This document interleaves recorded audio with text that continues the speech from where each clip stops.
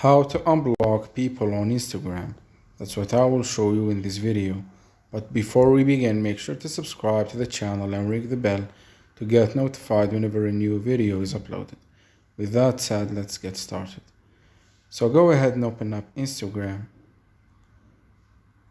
and then click on the profile picture at the bottom right of the screen.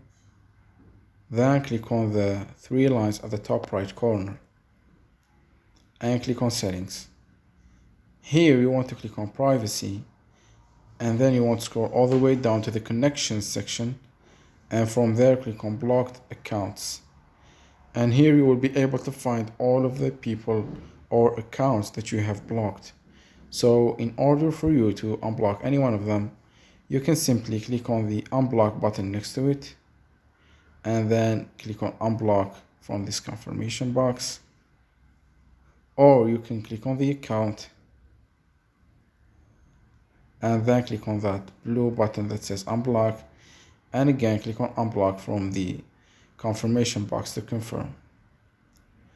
So that was it for this video. That's how you can unblock anyone on Instagram. If you have any questions, please leave them in the comment section down below. With that said, see you in the next video.